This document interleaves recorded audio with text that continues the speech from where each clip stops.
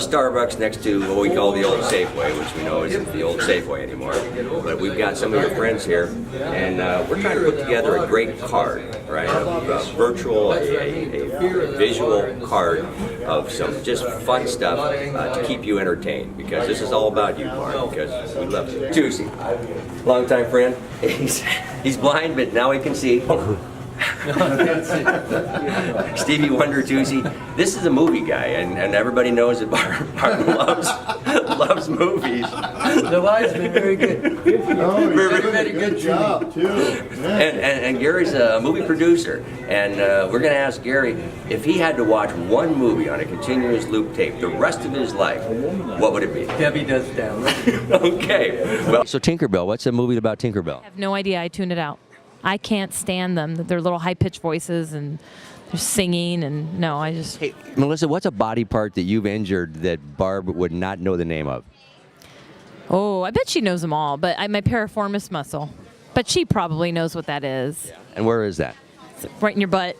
Okay, Melissa, could you show us where that is? Okay. All right. All right. Well, we're going to go away with that. Melissa, thanks for showing us your piriforma. Well, Gone Girl was a good movie. That was a good movie. All right. And Love Actually is a fun movie. You got a swim story or an action-packed fitness story, a gymnastics story? You look like a gymnast. It's 2 miles from the Well, I actually go to the Y and ride the bike for a half an hour, and does the trick for me. Like Jamie, I am a really good swimmer, and I didn't even take swimming lessons. Michelle's good at everything. Just ask her. But when I first had to take swimming lessons, I already knew how to swim, and the lady wanted me to put my face in the water, and I wouldn't do it. She wanted me to blow bubbles, but I wouldn't do it. Swimming involves putting your face My in the water. mom allowed us to take swimming lessons at Lake Taps, and the water's probably like 36 degrees. Your mom was trying to drown you out of Lake Taps. You were at a gunny sack, weren't you? Exactly. Yeah. Padre, tell us about your swimming up at Lake Kapowsin. Well, it wasn't Lake Kapowsin, it was at the Tacoma Y. I didn't know how to swim, so they had free swim lessons for old people. So I went the first day, and they just barely had to put a little water in our face.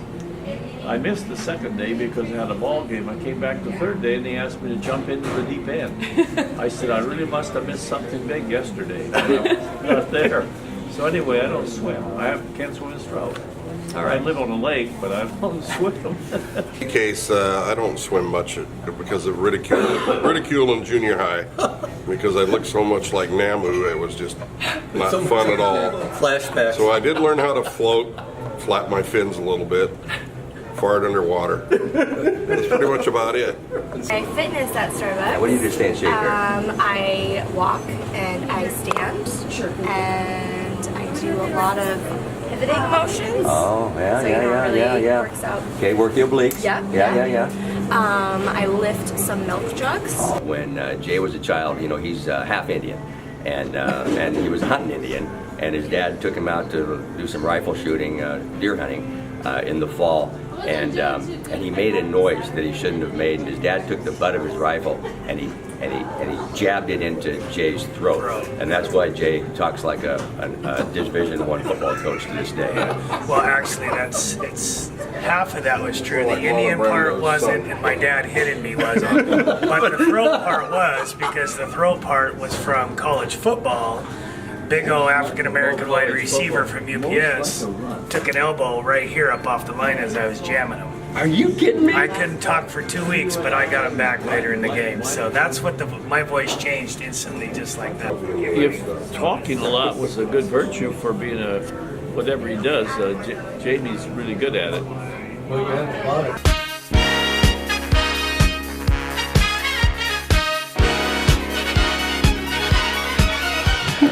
What do you love most about running with Barb? Oh, she's always has a funny story. She's always. Sorry to say. Oh, sorry. It's mine. I said first. She's always, she's just full of cheer. She's always has something to say. Yeah. I have to say, Barb met us at the Boston Marathon to cheer us on. Janet and I were running, and the guys were there to support us, and we loved having Barb with us. Oh. Okay, what's on your playlist? All kinds of stuff. My kids made it for me, so I've got Disney ones on there. I've got Christian ones on there. I've got everything. All right, run into Ariel. MCA. Dada, dada, dada. YMCA. It was cold out there. I couldn't believe it, man. I was running up hills, down hills. Man, Heidi here.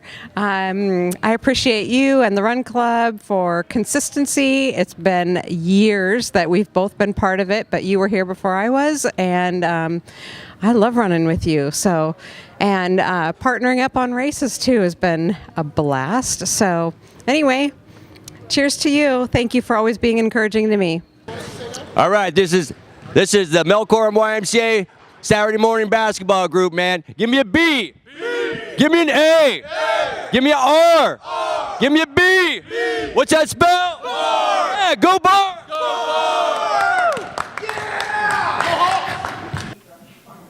It's a beautiful Mannerwood neighborhood, neighborhood, neighborhood. Won't you be ours? Won't you be ours? It's a beautiful day when Barb's our ambassador, ambassador, ambassador. Won't you be ours? Couldn't you be ours? Won't you be our neighbor? We love you, Barb. We're so lucky to have you as our neighbor and dear friend. We love you from all the Mannerwood housewives. Okay, for years, Barb has been sued by Mary and me. Anytime we get hurt, anytime something goes wrong, we name Barb in a suit. And I think that if you think being sick is going to get you out of being sued, think again. Mary's going to tell about the first time you deserved to be sued. Oh, it was 1994, and you don't even remember it, Barb.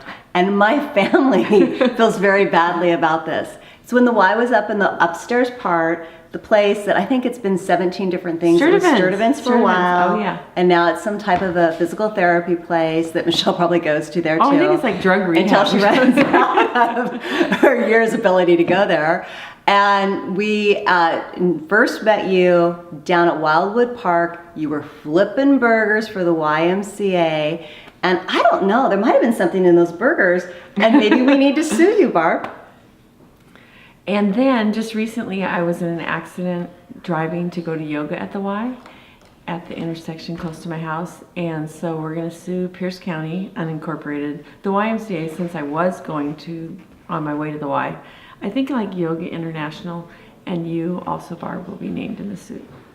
Oh, and I have one more. Okay. It was the numerous times that she reeled me in to do what used to be called Partners for Youth. Great program, and I really believed in it, but I chaired it year after year. And one year, she and Ray Daly met in my family room, did the strong arm one more time, and I said yes. Another Sue You, Barb moment. Okay, Barb, hi, I'm having a glass of wine for you. One of my favorite trips was going to San Diego and running the Carlsbad half marathon. You didn't get to run with us, so I am waiting to take you down again. So I know Barb was very instrumental in bringing the YMCA to Puyallup, and this is my memory of how that occurred. It's probably back in the late 90s or 2000 or whenever that started.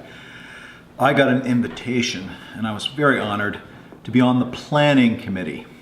And I thought, wow, how did they know? How'd they know that I was such a good planner? And then I came to that evening meeting, and they put us into groups, and I was put on the swimming pool planning committee. And I thought, that's my sport. That's exactly me. And then we were placed around a table, me and all the other luminaries from town who were experts in the sport. And we were asked these important questions like, how long, should it be 25 meters or 25 yards? And should it be 6 lanes or 8 lanes? And I offered my opinion, and I felt like I was really heard. And I left that meeting feeling like I had really contributed to the community. The next night, the phone call came. And of course, it was the fundraising appeal. And I'd been had. And later I've talked to people and they said, you know, that's a classic fundraising move. And Barb did it. She did it. And it worked. Hi, Barb. This is Mom. I remember the day you were born. It seems like yesterday. It was such an easy birth. And you were such an easy child. You never gave me any problems. Seriously, Barb, Your mom must have been very special to raise such a sweet daughter. And I remember the day that you said to me, "Will you be my mom?" And I felt very honored and special. And I'm so glad you picked me. So I think the one thing I would say about Barb is that, like, you would never know anything that's going on with her, even though we get to see her every day and we try to, get the real raw emotions out, but she is just the ultimate professional, even as a customer. So Yeah, she's the master putting on the game face, isn't she? for sure, I would not play her in poker at all. I hope to see you here next year, because you've been here every year but this year. So next year, no excuses. Here. Cheers, cheers, cheers. Wish you were hanging out with us because you know you love Buffy's. Dancing on the tables at Buffy's, Barb. It's all like. She's a strong woman. She's very inspirational to me because what she's going through, what she's been through, she's done great. Hey, as you can see, Barb, you got a lot of friends that really care about you. And from what I hear, things are really looking up.